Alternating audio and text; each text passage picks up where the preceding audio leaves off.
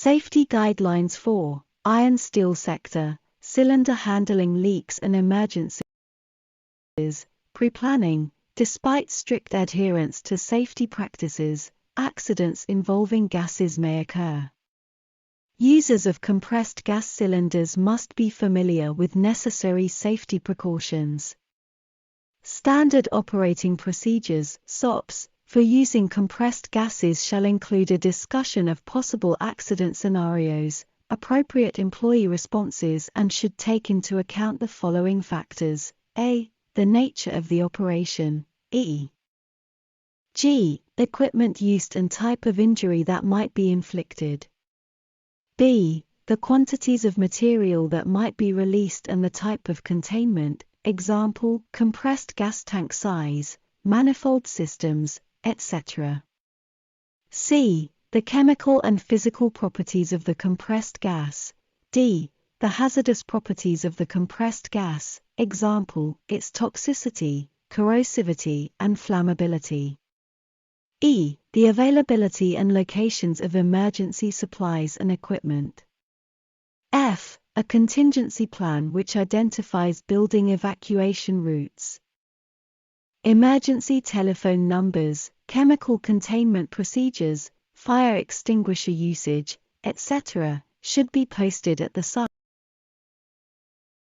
Minor leaks. Occasionally a gas cylinder or one of its component parts may develop a leak. Most of these leaks occur at the top of the cylinder in areas such as the valve threads, pressure safety device, valve stem, and valve outlet. The following information applies to the remediation of minor leaks. A. If possible, verify suspected leaks using a flammable gas detector or soapy water solution. A flame should not be used for detection. If the leak cannot be stopped by tightening a valve gland or packing nut, emergency action procedures should be initiated and concerned person should be notified. B. For flammable, inert, or oxidizing gases, the cylinder shall be moved to an isolated well-ventilated area away from combustible materials. Post signs that describe the hazard. C. For corrosive and toxic gases, the cylinder shall be moved to an isolated, well-ventilated area and use suitable means to direct the gas into an appropriate chemical neutralizer if possible. D. If it is necessary to move a leaking cylinder through populated portions of the building, place a plastic bag, rubber shroud, or similar device over the top and tape it, duct tape preferred, to the cylinder to confine the leaking gas. E. During shifting of the leaking cylinder, safety masks to be used by the personnel involved for shifting. Major leaks. A. In the event of a large gas release or if an accident takes place in which readily available personal protective equipment, PPE, is inadequate to ensure worker safety, activate the following emergency procedures. B. Immediately call Fire Brigade and report the incident.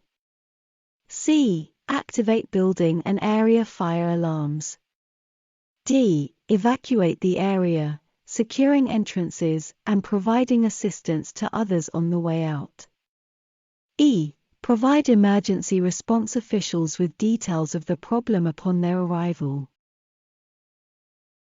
Accidents involving personnel injury. Assist persons involved and administer immediate first aid which may include a. Washing under a safety shower, in case of burning clothing or chemical exposures.